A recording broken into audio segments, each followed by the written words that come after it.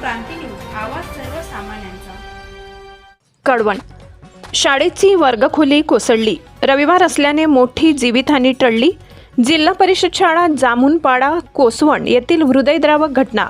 शिक्षण विभागाचा निष्काळजीपणा पुन्हा चव्हाट्यावर। आजही मुलांच्या जीवितास धोका कायम। याला जबाबदार कोण? कडवण तालुक्यातील जैदर केंद्रांतर्गत येणाऱ्या कोसवणपैकी जामुनपाडा येथे असलेल्या जिल्हा परिषद प्राथमिक शाळेची एक वर्गखोली अचानक कोसळल्याची धक्कादायक घटना समोर आली आहे। ही घटना रविवार दिनांक 25 जानेवारी रोजी सकाळी 9 ते 10 वाजे दरम्यान घडली। ग्रामस्थांनी दिलेल्या माहितीनुसार पत्र्याचे छत कोसळून संपूर्ण वर्गखोली जमीनदोस्त झाली आहे। सुदैवाने या दिवशी रविवार असल्याने शाळेला सुट्टी होती, अन्यथा या वर्गखोलीत विद्यार्थी उपस्थित असते तर मोठी जीवितहानी होण्याची भीती व्यक्त केली जात आहे। जामुनपाडा गावातील जिल्हा परिषद शाळेच्या इतर काही वर्गखोल्यांची ही अवस्था अत्यंत मोडकळीस आलेली असून त्या कधीही कोसळण्याच्या स्थितीत असल्याचे ग्रामस्थांचे म्हणणे आहे। याबाबत ग्रामस्थांनी यापूर्वी अनेक वेळा शिक्षण विभागाकडे तक्रारी करूनही अद्याप कोणतीही ठोस कार्यवाही करण्यात आलेली नाही असा आरोप करण्यात येत आहे। आज एक वर्गखोली कोसळली, उद्या दुसरी कोसळेल का, असा संतप्त सवाल पालक आणि ग्रामस्थांकडून उपस्थित केला जात आहे। लहान मुलांचे भवितव्य आणि जीव धोक्यात घालणाऱ्या या निष्काळजीपणाला जबाबदार कोण, असा प्रश्नही उपस्थित होत आहे। या घटनेमुळे शिक्षण विभागाचा ढिसाळ कारभार पुन्हा एकदा चव्हाट्यावर आला असून प्रशासनाने तात्काळ दखल घेऊन शाळेच्या इमारतीची पाहणी करावी, धोकादायक वर्गखोल्या बंद करून पर्यायी व्यवस्था करावी, तसेच जबाबदार अधिकाऱ्यांवर कारवाई करावी अशी जोरदार मागणी ग्रामस्थांकडून करण्यात येत आहे। महाराष्ट्र क्रांती न्यूजसाठी प्रतिनिधी सुरेश जगताप, कडवण।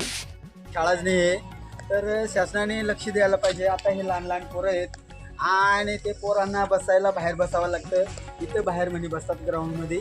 तर त्यांनी सरकारने म्हणजे शासनाने या पोरांच्याकडे पाहिलं पाहिजे। आता आपली सगळे गरीब परिस्थिती आहे इकडं आणि शासनाने लक्ष दिलं तर हे पोरांचं पण आता वय शिकायचं आहे, तर ते बाहेर ना फिरता आणि उन्हातान्हामध्ये थंडीमध्ये बसण्यापेक्षा जे काही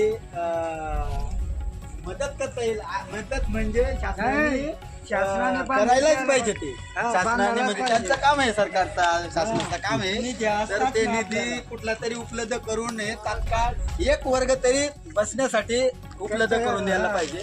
मी शासनाला विनंती करतो की हे आपले जामुनपाडा कोसवणपैकी जामुनपाडा इथली हे शाळा पडके म्हणजे पूर्ण दोन्ही तिन्ही वर्ग आहेत खोल्या, ते सारख्याच पडक्या झालेले आहेत, तरी त्यांनी लक्ष देऊन आणि एक तरी वर्ग तात्काळ उपलब्ध करून द्यायला पाहिजे। तुम्ही याच्या पुढे काय प्रशासनाला पाठपुरावा केला होता की नाही? शाळा पण नादुरुस्त होती असं? म्हणजे 2-3दा त्यांना पाठपुरावा करून सगळे दिले तरी काही लक्ष घेतलं नाही। नंतर आम्ही मोर्चा पण घेऊन गेलो की बा आमच्या गावासाठी शाळा पाहिजे, वर्ग खोल्या पाहिजे। शिक्षक पण मागं नाही होता, एकच शिक्षक होता, तर ते शिक्षक आता मिळाला, पण मग हे वर्ग खोल्या तर नादुरुस्त पूर्ण सगळ्या तसंच आहेत। आणि आमदार साहेबांना पण सांगितलं की बा साहेब आम्हाला इथं बसायला पोरांना खोल्या नाहीत, तर आमदार साहेबांनी पण सांगितलं बा आम्ही कुठून तरी निधी उपलब्ध करून आणि तुम्हाला करून देऊ म्हणे, पण आतापर्यंत कोणी काही लक्ष दिलं नाही आणि इथं काहीच झालं नाही। म्हणजे आता हे शाळा वर्ग एक तर पडूनच गेला, तर ते सुविधा म्हणजे ते काल रविवार असल्यामुळं ते पोरं इथे शाळेत नव्हते, त्याच्यामुळे मग ते बरं झालं। आणि आज पण सकाळी बाकीचं म्हणजे रात्री पडलं आणि आता बाकीचे ही भिंत आता सकाळी पण पडली, तर ते आता आपल्याला माहीत होतं बुवा, त्याच्यामुळे पण समजा एखाद्याला माहीतच नसतं तर समजा त्याच्या अंगावर पण पडले असते। आपले जिल्हा परिषद शाळा जामुनपाडा वारंवार पत्र व्यवहार करून सुद्धा या शाळेची आज एकदम बिकट परिस्थिती झाली आहे। आणि सुदैवाने काल रविवार होता आणि हे गावातील लहान लहान लेकरे 1 ते 4 पर्यंत पटसंख्या 38 आहे आणि यावर्षी तर 50च्या आसपास होईल।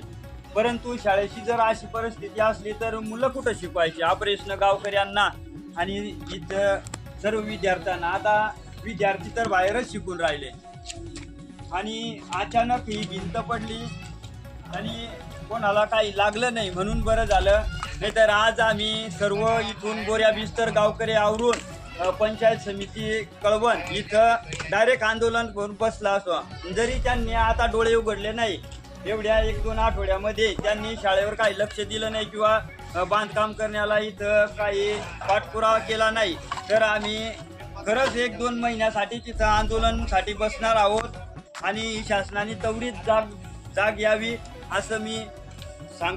काय पडली? ते सकाळी पडले हां, काय कोणाला लागलं की नाही? नाही, काल रविवार होता तेव्हा. रविवारच्या दिवशी पडले का? किती वाजता पडली? 5-6 वाजता. हां हां, बरं झालं रविवार होता म्हणून सुदैवाने इथं जीवितहानी काही झाली नव्हती नाही. आणि शेजारी इकडे पण घरं आहेत, शेळ्या आहेत, लोक बांधतात. पण सुदैवाने ते सरायला गेल्या होत्या आणि दिवसा ही शाळा पडली 9-10 वाजता. आता आपण शाळकरी मुलांकडून जाणून तुम्हाला शाळा का आता बसायला शिकासाठी आहे पण त्या पण नादुरुस्त आहे. ते बाकीचे आहेत ते पण असंच पडक्या झाल्या का? आणि मग आता तुम्ही बसतात कस काय? जीव घाबरेल का नाही त्याच्या? नाही, आता तुम्ही कुठं बसता? बाहेर बसता का मध्ये बसता? बाहेर का? आणि ते पण पडण्यासारख्याच आहेत का? ग्रामपंचायत सदस्य कोसवण आणि जामुनपाडा गाव, या जामुनपाडा जिल्हा परिषद शाळेची परिस्थिती तुम्ही इथंच उभे राहून बघू शकता. आणि तिकडे पण 2-3 वर्ग आहेत, ते तर एकदम याच्यापेक्षा मागचे वर्ग आहेत, ते पण त्यांची बिकट परिस्थिती झाली. खांबाला आम्ही सिमेंट वगैरे लावून ते आज उभे आहेत, परंतु आम्ही लहान लेकरांना इथं बाहेर बसून शिकायला सांगतो सरांना जाऊन, आणि ते पण बाहेरच शिकवतात. सुदैवाने रविवार होता म्हणून काही झालं नाही.